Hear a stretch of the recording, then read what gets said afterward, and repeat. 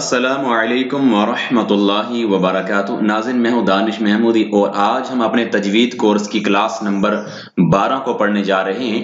اس سے پہلے آپ سے گزارش ہے کہ اگر آپ نے ابھی تک ہمارے چینل کو سبسکرائب نہیں کیا تو سبسکرائب فرما لیں اور گھنٹی کے آئیکن پر لازمی کلک فرما لیں۔ تو آئیے اپنے سبق کا آغاز کرتے ہیں۔ الحمدللہ رب العالمین والصلاة والسلام علی سید المرسلین، اما بعد فاعوذ باللہ من الشیطان الرجیم، بسم اللہ الرحمن الرحیم۔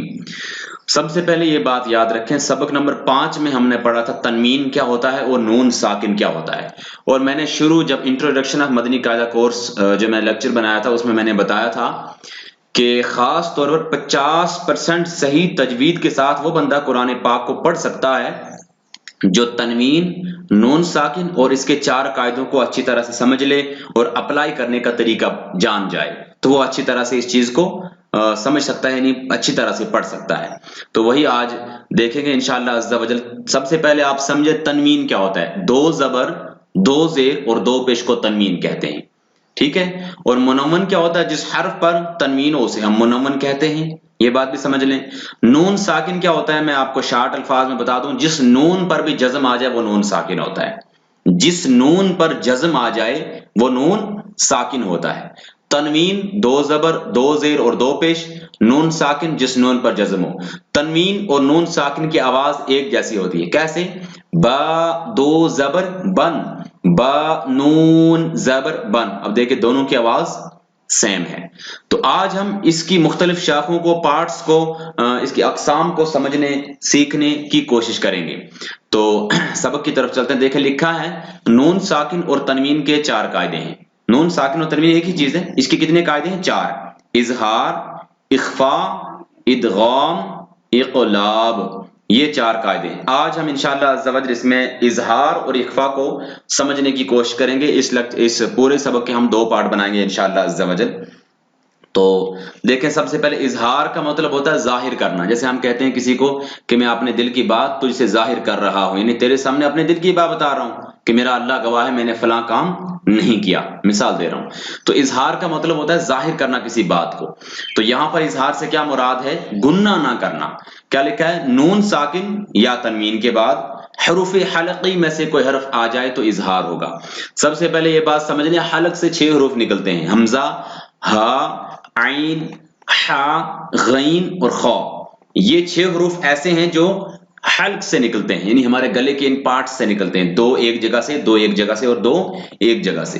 کیا لکھا ہے؟ نون ساکن ہو یا کبھی تنوین ہو اور اس کے بعد ان حروف میں سے کوئی حرف آ جائے، یعنی حمزہ ہا، عین حا اور غین خا میں سے کوئی بھی حرف آ جائے تو وہاں پر ہم گناہ نہیں کریں گے۔ گناہ ہوتا ہے ناک سے پڑھنا، گناہ نہیں کریں گے بلکہ اظہار کر کے پڑھیں گے۔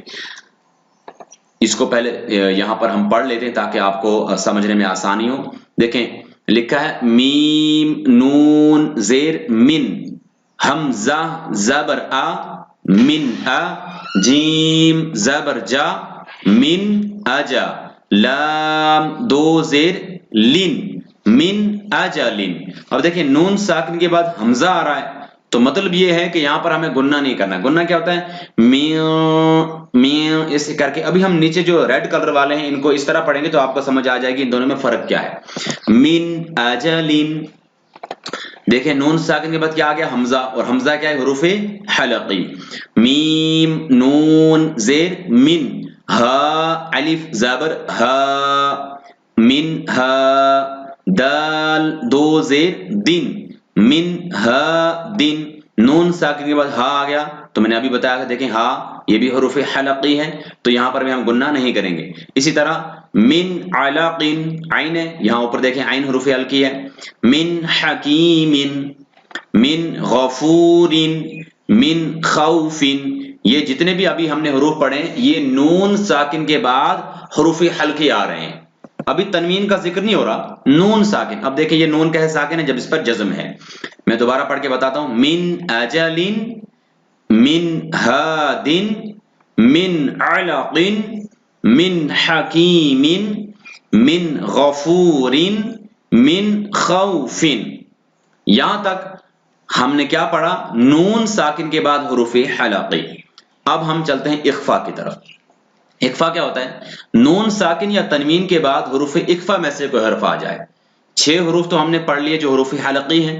اب ہم 15 حروف ایسے پڑھنے جا رہے ہیں جو حروف اخفا ہیں. تو نون ساکن کبھی ہو یعنی جی نون ساکن ہے، اور کبھی 2 زبر 2 زیر 2 پیش ہوں، اور اس کے بعد آنے والا حرف اگر ان حروف میں آ جائے، یہ جو حروف ہیں کون سے حروف اخفا، تو وہاں پر ہم گننا کر کے پڑھیں گے. تنوین اور نون ساکن کو کیا کریں گے؟ گننا کر کے پڑھیں گے. حروف اخفا کتنے ہیں؟ 15 ہیں. تا، سا، جیم، دال، ذال، زا، سین، شین، صاد، ضاد، طا، ظا، فا، قاف، کاف. اس کے لیے پہلے یہ حروف آپ کو زبانی یاد ہونے چاہیے، تبھی تو جب آپ قرآن پڑھیں گے تو آپ کو پتہ چلے گا کہ یہاں پر اخفا ہو رہا ہے یا گننا ہو رہا ہے یا اظہار ہو رہا ہے. تو اب ہم ان حروف کو پڑھنے کی کوشش کریں گے، آپ کی انشاءاللہ ضرور سمجھ میں آ جائے گا فرق کیا ہے. فا زبر فا، میم نون زبر من، فمن. ابھی میں نے من کیوں پڑھا؟ کیونکہ مجھے ابھی معلوم نہیں آگے کیا ہے. آپ دیکھیں تا زبر تا، اب مجھے پتہ چل گیا کہ تا حروف اخفا نون ساکن کے بعد آ رہا ہے، تو مجھے یہاں پر اخفا کرنا ہے. میں پڑھوں گا فمن تا، با زیر بی، فمن تبی، عین زبر ع، فمن تبع، فمن تبع. قرآن پاک کو اچھی انداز میں اور مطلب ایسا انداز کہ جسے سننے میں مزہ آ جائے، لذت آ جائے، وہ وہی پڑھ سکتا ہے جو اخفا گننا وغیرہ صحیح سے کر سکتا ہے. فمن تبع. اب اس کو جن لوگوں نے اچھے سے قرآن نہیں پڑھا وہ اس کو فمن تبع پڑھتے ہیں، حالانکہ یہ فمن تبع نہیں فمن تبع ہے.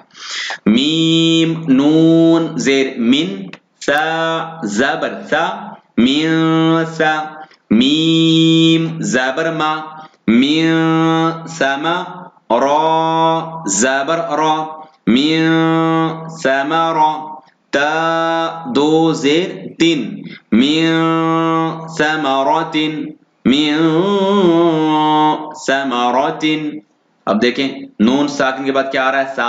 سا بھی حروف اخفا ہے. اب جیم آئے گا، دال، زال، یہ سارے لائن وار آئیں گے، آپ کو انشاءاللہ اس طرح سمجھ آئے گی.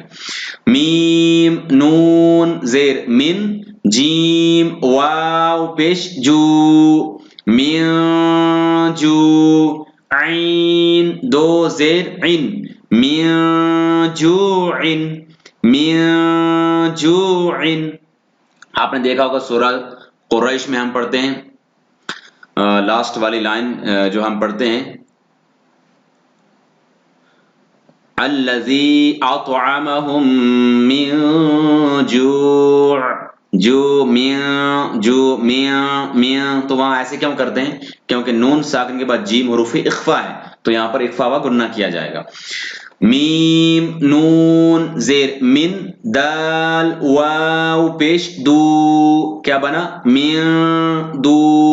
نون زیر نی، من دونی، کاف میم پیش کم، من دونکم. مجھے امید ہے میں نے آپ کو 4 حروف ہجے کر کے بتائے ہیں. اب میں رواں پڑھوں گا کیونکہ ویڈیو کافی لمبی ہو جائے گی. من ذہب، دیکھیں زال آ رہا ہے تو زال دیکھیں حروف اخفا ہے، اوپر آ رہا ہے. فَإِن زَلَلْتُمْ، زا رہا ہے اس لیے ہم نے فَإِن پڑھا. اگر یہاں پر خا آتا تو فَإِن پڑھتے. اب آپ سمجھنے کی کوشش کریں گے تو انشاءاللہ سمجھ آ جائے گی. فَإِن زَلَلْتُمْ مَن سَفِیہا، نون ساکن بس سین، یہ بھی حروف اخفا ہے.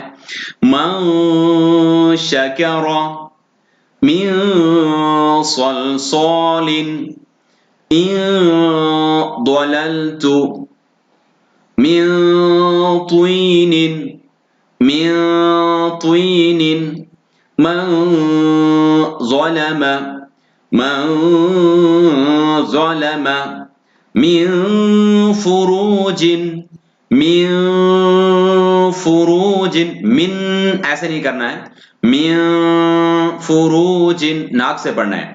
من قبل، من قبل، من کتاب، من کتاب، ابھی یہ حروف آپ گن سکتے ہیں کہ یہ مکمل یہاں تک 15 حروف ہو گئے. اس سے آگے جو سبق ہے وہ نون ساکن کے بعد اور تنوین کے بعد آ رہا ہوگا. تنوین انشاءاللہ ہم اگلے لیکچر میں اس کو کور کریں گے، اگلے مطلب اسی سبق کے اگلے حصے کو. اب یہاں تک سمجھنے کے لیے ایک آسان ٹرک بتاتا ہوں. نون ساکن کے بعد حمزہ، اس کلر کو آپ یہاں پر، یعنی یہاں پر سمجھنے کے لیے آپ پہچان لیں کہ نون ساکن کے بعد حمزہ ہے تو کلر یہ والا آ رہا ہے، تو یہاں پر ہمیں گنہ اخفا نہیں کرنا. نون ساکن کے بعد حروف اخفا آ رہے ہیں، جیسے دال ہے، نون، جیم، زال، زا، وہاں پر ریڈ کلر آ رہا ہوگا. اس سے بھی آپ سمجھ سکتے ہیں. اس قاعدے کو اگر آپ ڈاؤن لوڈ کرنا چاہتے ہیں تو ہمارے اسی پلے لسٹ کے اندر ایک ویڈیو پڑی ہے، how to download Islamic books, اس طرح سے کچھ ہوگی، آپ اس کو بھی دیکھ سکتے ہیں.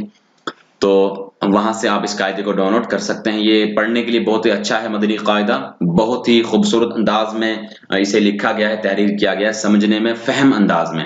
تو اچھی طرح سیکھنے اور سمجھنے کی کوشش کریں. یہ بڑا موسٹ امپورٹنٹ چیپٹر ہے، آپ اس کو خصوصاً طور پر سمجھیں، کیونکہ تنوین، نون، ساکن، اس کے 4 قاعدوں کو اگر آپ اچھی طرح سے سمجھ لیں گے تو آپ 50% آپ قرآن پاک کو تجوید کے ساتھ پڑھ سکتے ہیں، اور باقی تمام قاعدے سیکھ کر آپ 50% پڑھ سکتے ہیں، ہو گیا 100%.